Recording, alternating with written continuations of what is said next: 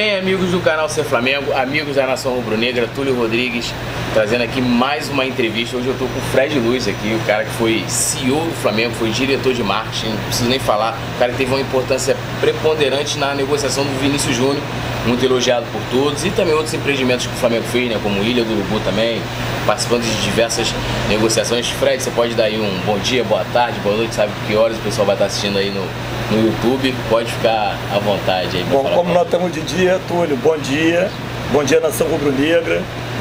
Estamos hoje todos muito felizes, né? Aqui no dia seguinte ao Natal. Túlio, te agradeço muito a esse convite aqui para falar com o pessoal do Ser Flamengo. Vamos aí, estou à disposição e é uma honra estar aqui. É honra minha, né, de estar batendo esse papo aqui com você, né, mesmo após você ter deixado já o Flamengo já há mais de um ano. Mas eu queria saber como que você chegou ao Flamengo, né? Às vezes a gente ouve lá, por Fred Luz, né, como é que foi sua chegada, você, até antes de você se tornar CEO, que foi quando, vamos dizer assim, que você começou a ficar muito conhecido pela torcida do Flamengo, você teve outra atividade dentro do clube. Eu queria que você falasse um pouquinho como é que foi essa sua chegada, essa sua atividade antes de se tornar CEO do Flamengo.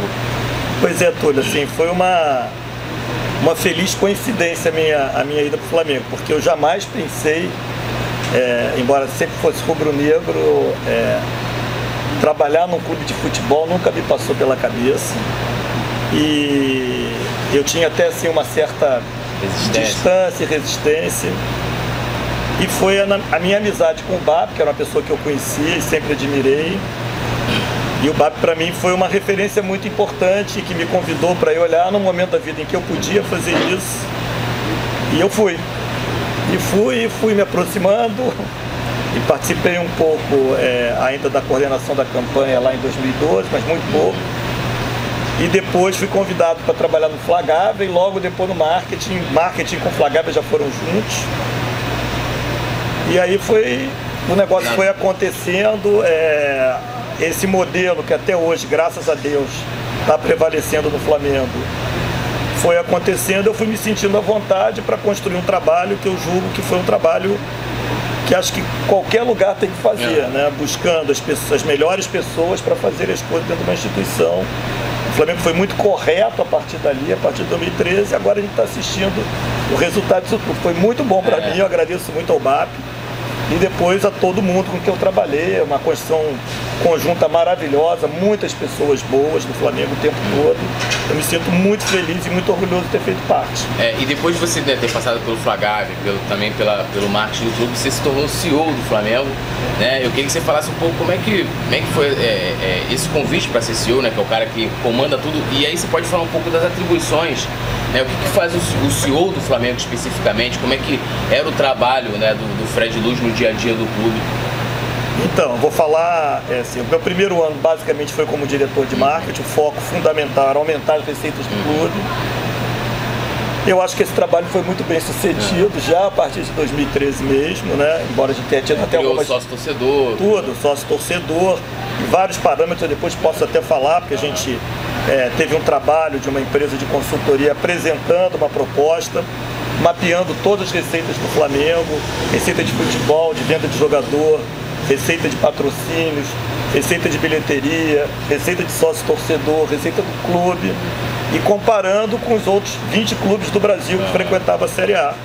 E o Flamengo, naquele momento, ele tinha muitos gaps, estava muito atrás de muitos outros clubes, e a gente foi buscando as maiores diferenças. O sócio-torcedor era a maior delas, o Flamengo não tinha, e procuramos ir fazendo isso tudo o mais rápido possível, porque a necessidade naquela época de recurso do Flamengo, que só tinha dívida para pagar, era urgente, né?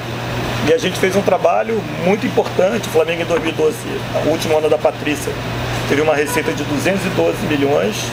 Já no primeiro ano ultrapassou 260, no segundo ano ultrapassou 360. Quer dizer, foi crescendo muito rapidamente em função desse trabalho.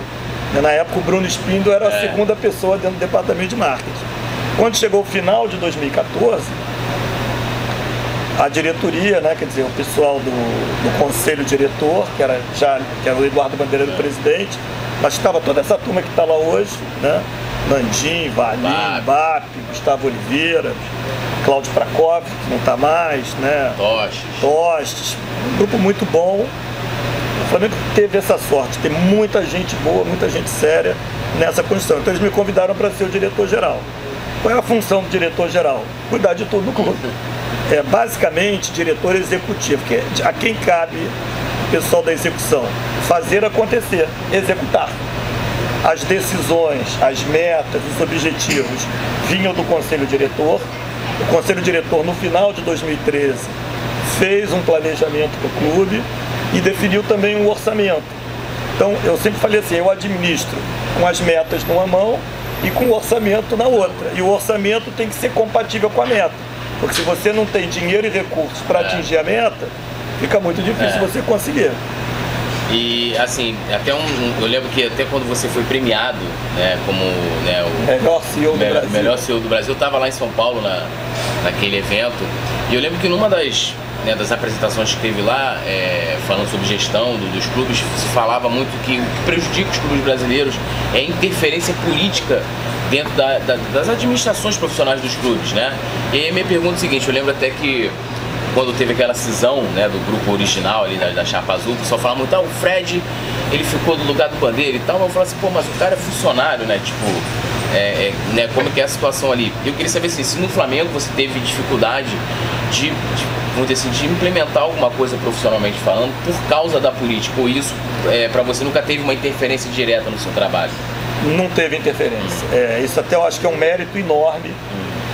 E era até uma das condições assim, que eu tinha pessoalmente para trabalhar.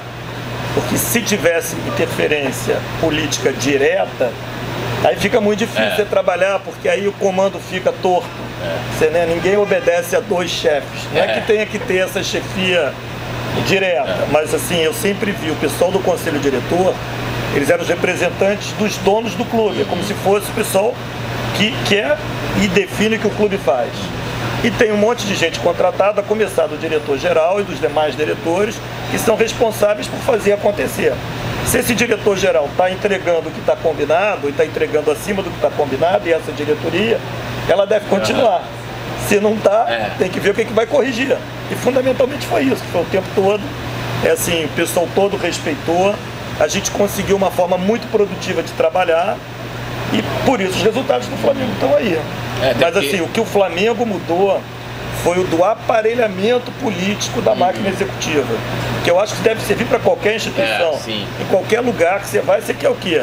Você quer a melhor pessoa que execute aquela função. Então, o primeiro diretor-geral do Flamengo, que não fui eu, né, que eu fui marketing, era tricolor, que era o Marcelo Correia. O diretor financeiro era botafoguense, esse virou Flamengo. Que eu acho que o dinheiro... Paulo Dutra. Eu acho grande funcionário. Exatamente. Então, e eu acho que o Caixa subir tanto quando o Flamengo ganhava, ele acabou virando diretor, virando torcedor do Flamengo também. Mas assim, era um trabalho muito profissional, não tinha indicação política, não tinha indicação familiar, não podia ter, como uma empresa normal, saudável tem. Eu acho que isso que permitiu que o Flamengo seguisse essa trilha, e fico muito feliz de continuar seguindo essa trilha até hoje. Até porque vale lembrar assim, a gestão do clube antigamente, né, antes da chegada do Bandeira, né, e Valim, Bap, todo mundo, para não deixar ninguém de fora. O nome da chapa era Fla campeão do mundo. Fla campeão do mundo. Não era azul, era Fla campeão do mundo. Antigamente você tinha os profissionais que eles se reportavam diretamente aos vamos dizer assim, aos dirigentes estatutários, e a gestão, né, do Bandeira alterou isso, né? Tinha, lógico, também que ali que prestar contas, mas você tinha profissionais ali, diretores e, né, uma estrutura bem diferente, muito mais moderna e profissional. O que não diminui em nada a importância dos vice-presidentes. Que era quem traçava ali as metas. Que olhavam, que acompanhavam, que se informavam e que cobravam. Quer dizer, é um trabalho conjunto mesmo de qualidade.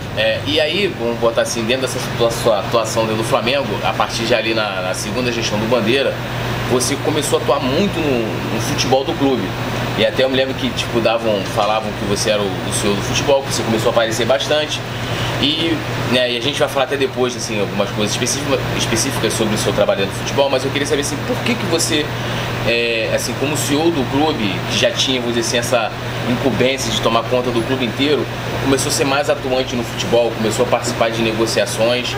Em que momento isso, e como que era a sua atuação ali no futebol? Você contratava diretamente? Como é que era a atuação do Fred, o CEO do Flamengo, no futebol do clube? Na verdade, eu me aproximei do futebol em 2014, quando eu fui diretor-geral.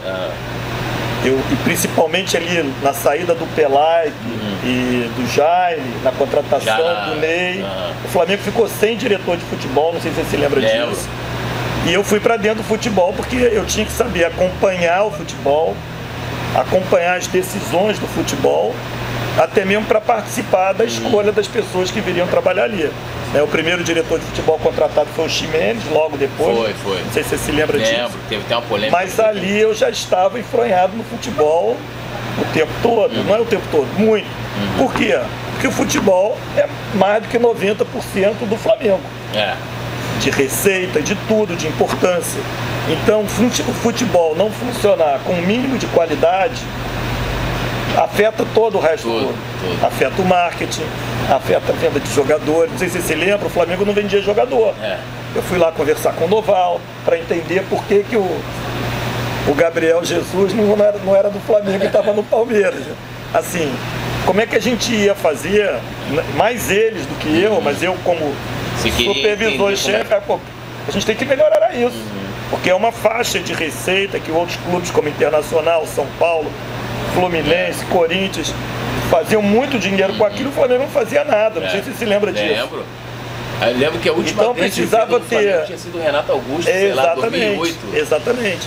Então precisavam ter respostas e ações para a gente melhorar muito aquilo ali. Não eu, mas eu tinha que saber, eu tinha que entender se as pessoas que estavam ali iam fazer o que a gente precisa e combinar com eles. Então, a mesma coisa no futebol, mas eu não tinha interferência, escala tal jogador, vamos contratar A, B, C ou D. Isso não. Isso para mim é um trabalho de quem entende, de quem é técnico, de quem tem a expertise nisso. Eu nunca tive experiência nisso, mas fazer conta eu sempre fiz muito bem. Então, na hora de fazer a conta, na hora de ver quanto custava, quanto não custava, na hora de negociar, eu queria acompanhar, porque é o principal ativo do clube. E assim, eu falo até que assim, muito mais na segunda gestão, porque diretamente começou a aparecer mais porque aí apareceu mais, mas já de 14 já era assim. 14 e 15 foi assim. E como é que foi assim para você, até como profissional, essa experiência? Porque o mundo do futebol, a gente, pelo menos assim, para muitos torcedores, e até assim, para algumas pessoas da imprensa, a gente tem como um mundo assim, de muita malandragem do cara. Como é que foi essa experiência pro Fred Luz? Assim? Na verdade, malandragem tem em todo lugar onde se deixa ter malandragem. Se você não é malandro, assim, e não aceita, tem a malandragem do bom sentido, que é ser esperto, é ser criativo e tudo mais, aí tudo bem.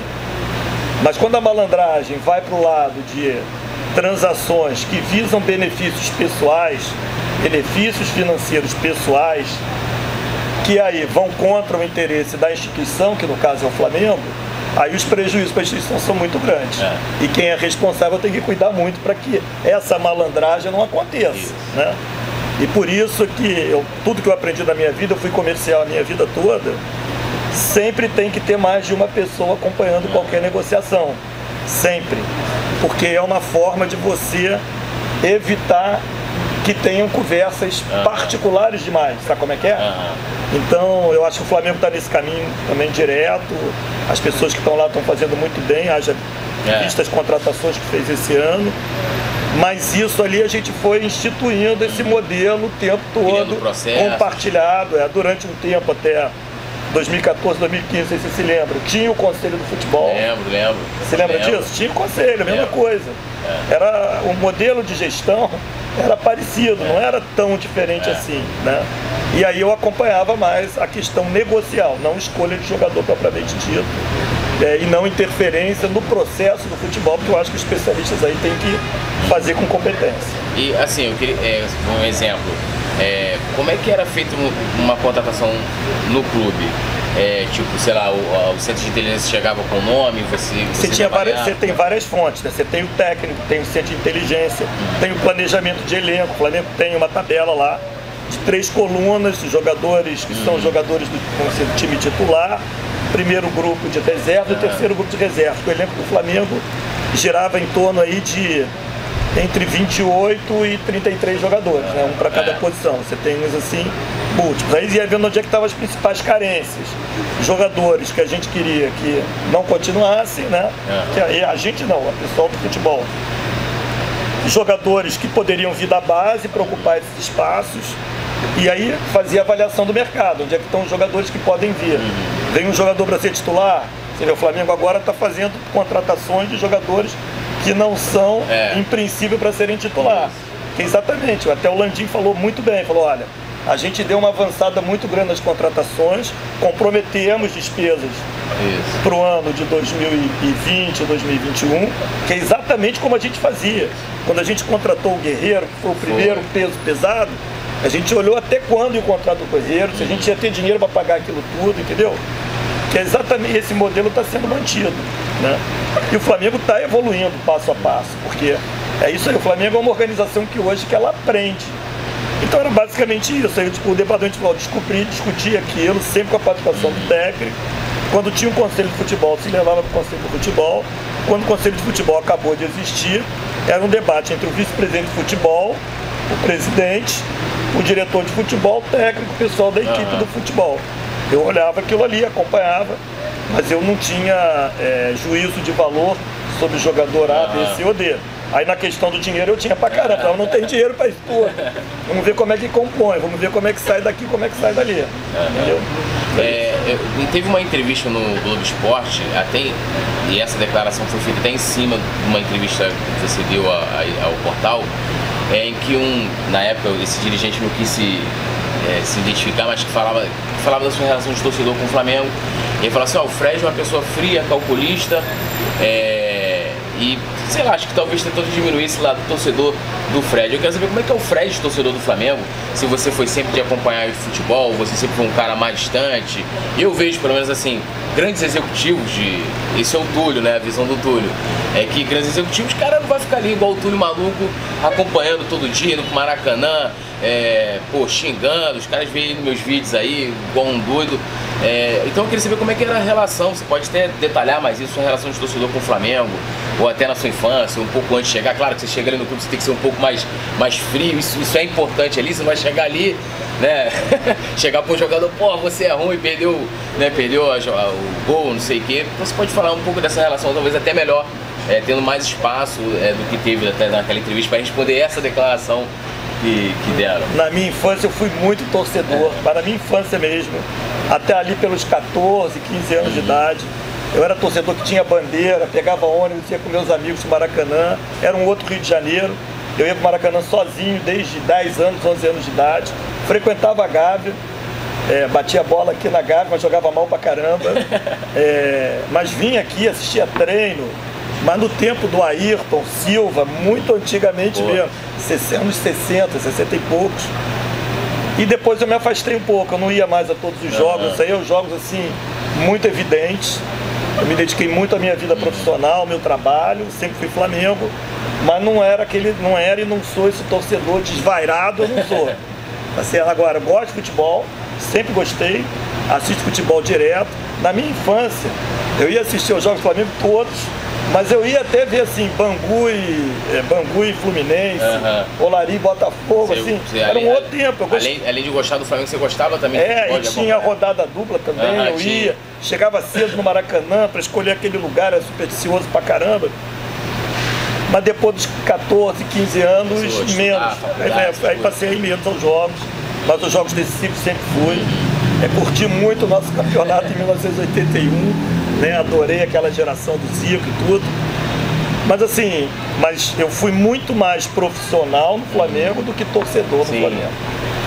Agora assim, acho que é legal até a gente falar isso, que você foi um dos caras, vamos dizer assim, uma das figuras no negócio do Vinícius Júnior, um protagonista, né, desse negócio. Queria que você falasse um pouco como é que foi essa negociação com o Real Madrid, porque não sei se a galera lembra, o Vinícius Júnior tinha um contrato e foi feito um outro contrato que beneficiou o Flamengo, o jogador também.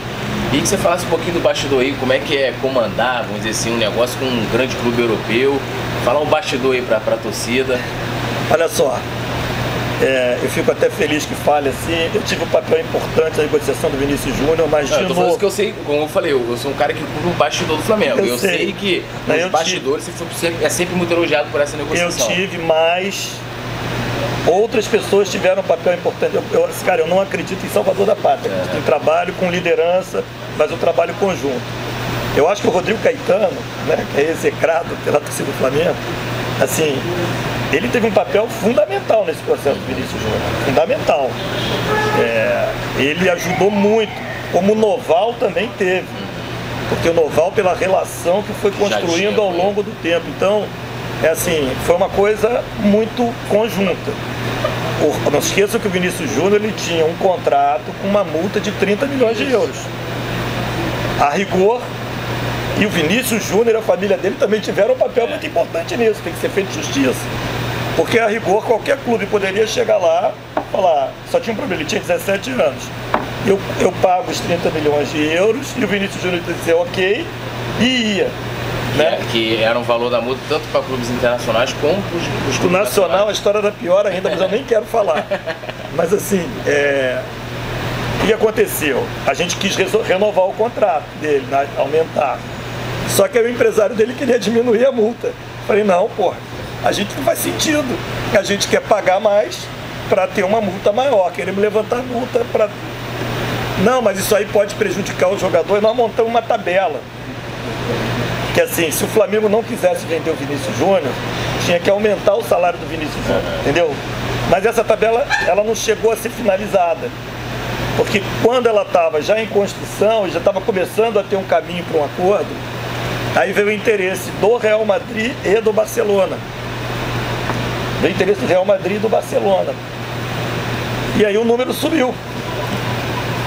Naturalmente. Subiu, e aí a gente fez um acordo, acabamos fazendo um acordo com o Real Madrid. E assim, tanto os empresários do Vinícius Júnior também tiveram um papel importante nisso. Todo mundo ganhou mais, o Flamengo ganhou mais do que ganharia, o Vinícius Júnior ganhou mais do que ganharia. Foi uma coisa assim feliz e muito bem construída. E também estava muito baseada na relação do Caetano, do Rodrigo Caetano, do Noval, com os empresários e com a própria família do Vinícius Júnior. E por que ele escolheu o Real Madrid? Foi uma escolha pessoal dele ou o clube por causa do valor? Por que essa escolha? Eu acho que foi pelo formato da negociação, que seria uma negociação mais limpa, pelo menos em relação ao Flamengo. E até assim, para a gente complementar esse assunto, eu lembro que assim, primeiramente se diziam que ele ia ficar até 2019. E aí você até foi um dos caras que tentou segurar ele. Por que os caras quiseram levar ele logo ele antes? Porque a ideia inicial era que ele, após os 18 anos, ele ficasse mais um tempinho aqui no Flamengo, né? Assim, a gente sabia que era difícil. O nosso acordo era basicamente que, se vencido os 18 anos, a ida para o Real Madrid não dependeria só do Real Madrid. Então, em princípio, seria um comum acordo entre o Flamengo e o Real Madrid, mas o mediador da discussão, quem ia ter o voto de Minerva, ficou sendo o próprio Vinícius Júnior. Entendeu? Qual era a nossa expectativa? Que se o Real Madrid não fosse usá-lo logo com 18 anos, que então ele ficaria. Seria até melhor esportivamente para ele, eventualmente, e para o Flamengo, com certeza, seria muito melhor. Acontece lá que, por problemas do Real Madrid, o Real Madrid quis antecipar e acabou que ele jogou com 18 anos no Real Madrid. Né? E ele tentou assim, vamos dizer... E aí o Flamengo teve que ceder. Porque você até... Mas toda essa negociação, todo esse processo, eu diria que foi muito feliz, porque foi um processo do ganha-ganha, de todo mundo respeitando interesses e valores. Eu acho que foi muito positivo para todo mundo no final da história. Nunca teve algum tipo de imposição? Não teve. Agora eu vou entrar, começar assim um pouquinho a polêmica. Eu lembro que até você chegou a falar isso em uma entrevista, porque até para a torcida, e aí talvez eu não sei se é por culpa também da imprensa, não sei por que é, se passava muito de que na equipe, até 2018, que havia um conformismo, uma falta de raça, de garra. Até cheguei a falar disso com o Moser, né, sobre isso. Eu acredito que acho que qualquer atleta que vá para o Flamengo ele tem uma vontade grande de ganhar. Mas isso se passava muito isso pra gente, pra nós torcedores.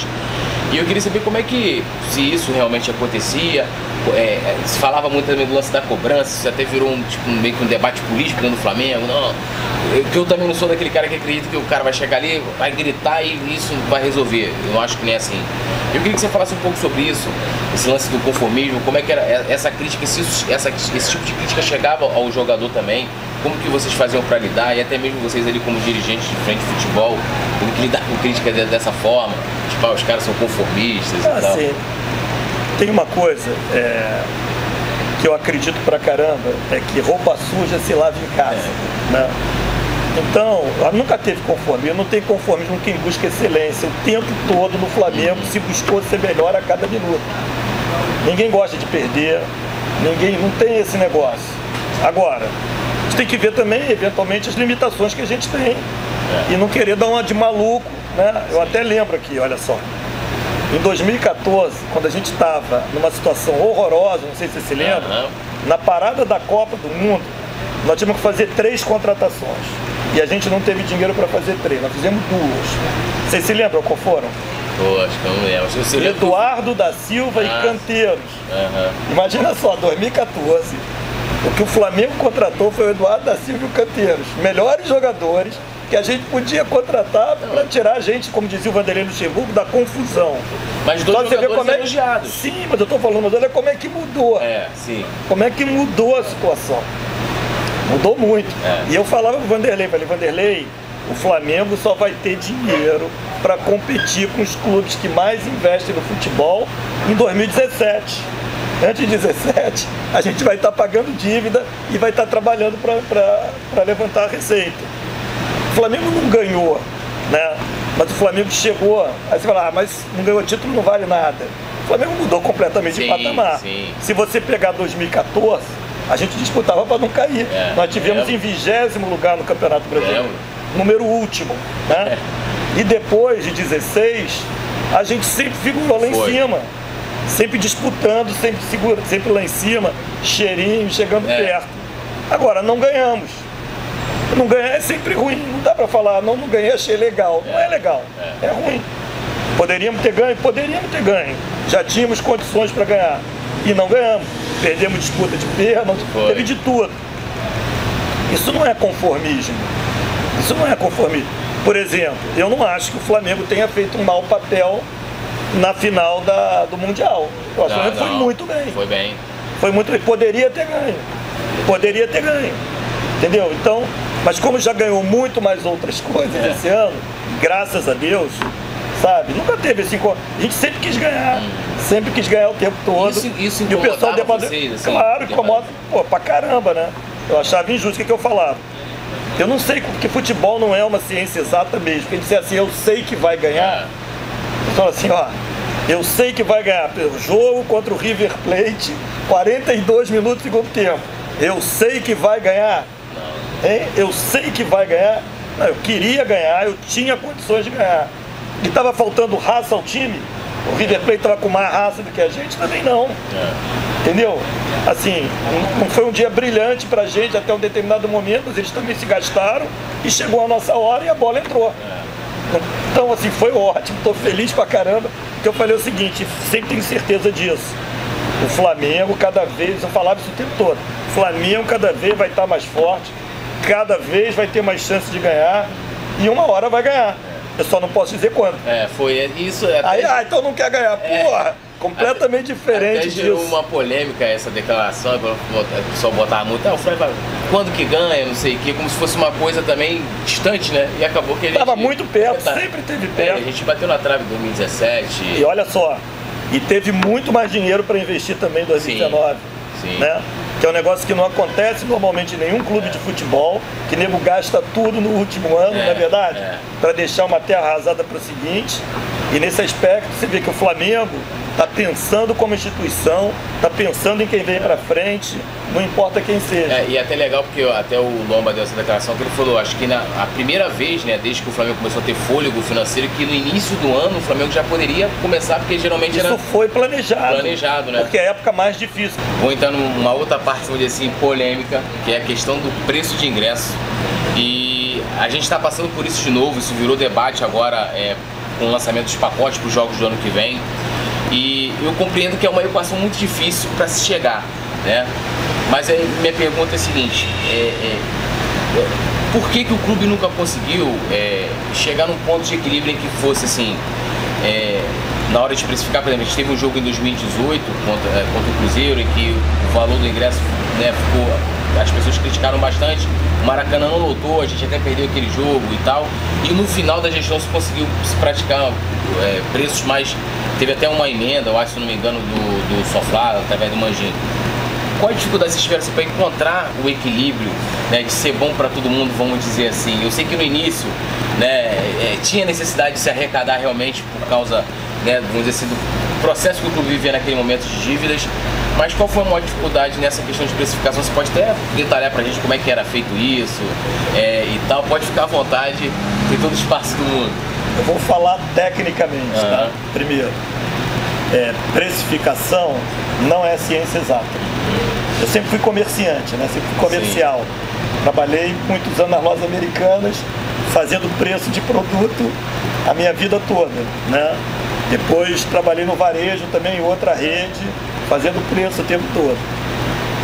O preço é o preço que você... O preço de um jogo de futebol é o preço que você consegue encher o estádio, ponto. Agora, acertar no preço certo é difícil, mesmo porque você precifica com 3 semanas de antecedência. Você não precifica na semana. Então vão acontecer alguns jogos no meio do caminho que podem fazer com que aquele preço que você escolheu lá atrás, ele seja bom ou seja ruim do ponto de vista de ser um preço justo, né? O que vinha acontecendo no Flamengo antes da nossa gestão? Só para você ter uma ideia. Nesse jogo agora contra o Ceará, eu vi lá, o Flamengo arrecadou líquido 3 milhões de reais naquele jogo, não foi? Contra o Ceará, tudo bem, o Flamengo numa outra dimensão.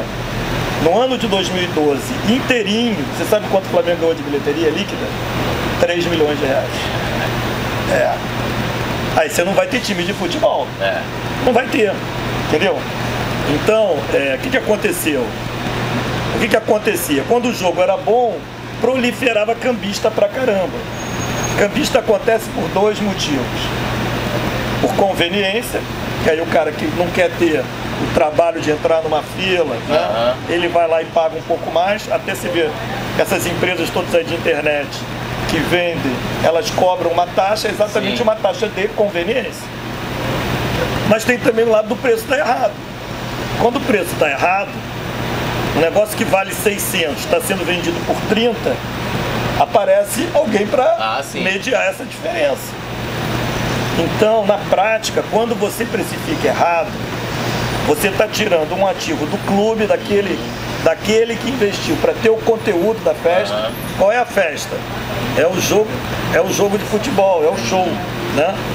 Que tem o conteúdo da festa e que ele não vai levar o dinheiro. Quem vai levar o dinheiro são os aproveitadores que estão no meio do caminho. Então, no meio dessa confusão, tem uma questão, vamos dizer assim, social, que deve ser em parte considerada, mas a gente não pode esquecer que no Maracanã tem 9 mil lugares gratuitos. Eu sempre falei isso. Então eu veria um trabalho muito mais eficaz desse lado social de se discutir como usar esses 9 mil lugares gratuitos e não ficar nessa conversa da precificação do Flamengo querer ter arrecadação compatível com a qualidade do time, com a qualidade do espetáculo e do dinheiro que ele tem que trazer para dentro para continuar cada vez estar com times melhores. Então, o que a gente começou a fazer ali, e o ponto crítico, foi aquela decisão lá contra o Atlético Paranaense, lembra? Que a gente precificou, se não me engano, R$800 do Maracanã mais e R$250 ali atrás do gol.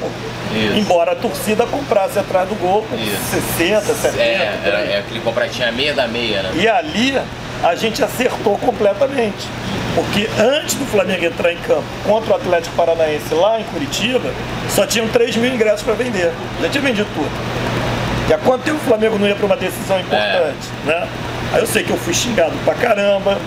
O Flamengo só naquele jogo ganhou 6 milhões de reais líquidos. O dobro do que ganhou em 2012 inteiro. Você fala assim, isso é falta de sensibilidade. Não é. Porque, na verdade, você sabe, se é torcedor, se precificasse por menos, ia ter cambista pra caramba. Tá certo? Então, e o caminho para quem vai a todos os jogos passou a ser a de virar sócio torcedor. Porque também o cara que vai a todos os jogos, ele tem algum dinheiro. Porque não dá para ir a todos os jogos, pagar condução, comer e bababá. Eu não vou a todos os jogos, não dá. Não dá. Mas com sócio torcedor ficou muito mais viável você ir. Então aquilo ali é um casamento constante entre o sócio torcedor e a precificação. Na medida que o sócio-torcedor está gerando muito mais recursos para o clube pode balancear um pouco mais essa negociação de preços. E foi o que passou a ser feito já em 2017, 2018. Em 2019 foi muito feito isso. Sim. Também, pelo que eu vi, e que eu acho que é correto. Mas assim, preço é ciência. Não é um palpite, bota 10, bota 20, bota 30, porque você acaba que não constrói valor para o clube e você passa esse dinheiro para quem não está dentro, não para o clube, passa para quem não deve. E aí é uma perda de valor, como o Flamengo cansou de perder valor, e por isso é que, apesar de até 2012 de ser extremamente poderoso potencialmente, ele não conseguia exercer esse poder como ele está exercendo agora. Assim, até essa discussão, aproveitando essa discussão, por exemplo, hoje o Maracanã tem um contrato que é muito melhor do que na sua época. E eu estava vendo que com os lotes que eles agora estão vendendo, tipo, tem um pacote de jogos, tem o primeiro lote, em que o ingresso saía mais ou menos a 40, 50 reais a média, e já no segundo vai a 60, 70, alguma coisa. O que você acha disso? Você acha que hoje, porque assim, o Flamengo hoje arrecada civil, contra o Ceará, 3 milhões líquidos para o Flamengo. Você já não tem mais como vocês tinham uma empresa, né, ali intermediando, um consórcio intermediando. Como é que você precificaria, vamos dizer assim, hoje? E aí eu estou falando assim, em cima disso, um pacote que você está vendendo a temporada inteira, a próxima temporada inteira. Eu fico no mesmo ponto. O preço tem que ser o preço para encher o estádio. É o preço que tiver demanda para encher o estádio. Se for 100 é 100, se for 200 é 200, se for 300 é 300. É isso. É ciência. O Flamengo tem que se apropriar desse dinheiro, porque isso representa um time mais forte. Durante muito tempo, Palmeiras e Corinthians arrecadavam muito mais dinheiro de bilheteria do que o Flamengo. O próprio Cruzeiro, até pelo contrato que tinha lá com o Mineirão. O Flamengo hoje tem o Maracanã porque também lutou muito lá atrás, batendo de frente contra os contratos, negociando, abrindo ilha, fechando ilha, indo jogar em Brasília. Tudo isso foi fazendo minar o consórcio Maracanã, e eu acredito nisso piamente. O Maracanã não vive sem o Flamengo. Então acho que o dono do Maracanã tem que ser o Flamengo. E você concorda com o modelo que tem hoje, que divide com o Fluminense, abre com os outros clubes? Você acha que tá legal esse modelo que... Eu acho que são etapas necessárias. Para chegar o dia ser totalmente... Eu acho que um dia o Flamengo tem que ter o estádio dele, 100% dele. É o que eu e o Fred acredito. A gente está terminando, e assim, você deixou o Flamengo lá em maio, mas saiu, vamos dizer assim, oficialmente em junho, né? Que você foi preparando ali o terreno. Eu fiquei até o final de maio como diretor executivo. Fiquei até o final do ano como consultor. O Eduardo me pediu para ficar como consultor. Eu não tinha mais nenhuma função executiva. O Bruno passou a acumular isso, o Bruno Spindler. E eu fiquei de fora apoiando um pouco o Eduardo e o Bruno como consultor. E você saiu, você foi lá coordenar a campanha do Amoedo, entrou para a política, que foi uma coisa também que todo mundo criticou bastante na época, isso é um direito seu. E hoje, fazendo pesquisa, você está como pré-candidato, vamos dizer assim, à Prefeitura do Rio. E eu queria que você falasse aí, você agora está entrando nesse universo político pelo Partido Novo, assim, você falasse um pouquinho dessa decisão pessoal, um pouco do partido também, você participou de uma seletiva, foi escolhido. O que eu vi acontecer no Flamengo, em termos de ter muita gente boa no processo do Flamengo e que permitiu essa melhoria toda no Flamengo, eu acho que se a gente tiver isso na cidade do Rio de Janeiro, pode ser muito bom para a cidade do Rio de Janeiro. Eu acho que a cidade do Rio de Janeiro e o Brasil de uma forma geral, mas particularmente a cidade do Rio de Janeiro, sofre dos mesmos problemas que o Flamengo vivia antes de 2012. Um modelo político completamente decrépito, que não vai fazer a gente progredir. Então isso, como carioca, me fez pensar o seguinte, será que não dá para ajudar nada? E eu resolvi entrar nisso estudando o processo. O meu impulso inicial não era também de ser candidato a nada, era de estar aprendendo, de estar atraindo gente boa para a política. Eu acredito que é muito importante estar atraindo jovens, gente preparada, que normalmente não gosta de vir para a política, como também não gostava de trabalhar no Flamengo. Então eu acho que isso, eu hoje estou imbuído desse espírito. Entrei para um partido, que é o Partido Novo, que eu acho que tem um modelo super adequado para o Rio de Janeiro e para o Brasil. da mesma forma que aquela chapa tinha lá em 2012. É uma mudança na forma de governar, de fazer governança. E aí eu resolvi, por demanda de muitas pessoas, a me inscrever no processo seletivo para ser candidato a prefeito no Rio de Janeiro e passei no processo seletivo. Então hoje eu sou uma pessoa aprovada no processo seletivo do partido. A candidatura formalmente ela só acontece na convenção do partido que se dá em julho, entre o mês de julho e a primeira semana. E eu estou dedicando a minha vida a estudar a cidade do Rio de Janeiro, a conhecer os diversos locais, os problemas, a estudar propostas de solução, da mesma forma que eu fiz lá no Flamengo, que eu fui lá olhar o futebol para começar a entender, para ter propostas de valor, para que outras pessoas viessem fazer. Então eu acho que o Rio de Janeiro só melhora com o trabalho de todos nós, não é com o trabalho de uma pessoa, de um salvador da pátria. É de muita gente que tem que vir e que eu procuro ser um exemplo e um facilitador para que essas pessoas venham. E de repente pode ter aí de repente você e o Bandeira concorrendo aí, já conversou com ele sobre isso, vocês batem papo, como é que é isso aí? Não, nós não conversamos sobre isso, eu vejo que o nome dele aí está sendo ventilado. Eu gosto muito do Eduardo, acho que é uma pessoa séria e do bem. Seria muito bom que ele viesse também para somar força para resolver os problemas da cidade do Rio de Janeiro, como ele ajudou muito lá no Flamengo. A gente precisa de muita gente e eu acho que é isso que a gente tem que lutar para conseguir. Fred, eu quero assim, te agradecer demais por você dispor do seu tempo. Eu sei que você está na correria. Foi logo após o período de Natal, para a gente bater esse papo, falar um pouco de Flamengo, que além de te ouvir, é importante a gente conhecer como é que funcionam os processos, para que acho que a gente vai qualificando o nosso debate dentro sem do dúvida nenhuma, e dando informação. E assim, eu desejo muita sorte a você nessa empreitada nova que você está tendo aí.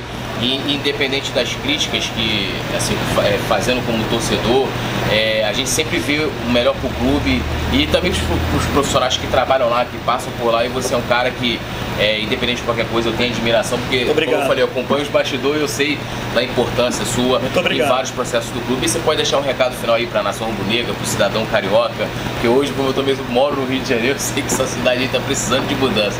Fique à vontade, pedindo pra galera aqui, ó, se inscreva aqui no canal, ative a notificação. Vou colocar as redes do Fred aqui na descrição aqui do vídeo, dos posts também. Se seguir o Fred agora tá nas redes sociais também. Poder bater um papo com ele, acompanhar o que ele vem fazendo, como é que vai ser a candidatura ou não. Fred, agora a bola é contigo aí. Bom, passamos o Natal. Eu desejo para todos um ano de 2020 maravilhoso, principalmente para o nosso Flamengo. O Flamengo esse ano nos deu todos os presentes, eu acho que é um espetáculo. Quero dar também um parabéns muito grande à diretoria liderada pelo Landim, que está fazendo um trabalho espetacular, que na verdade já estavam lá no começo.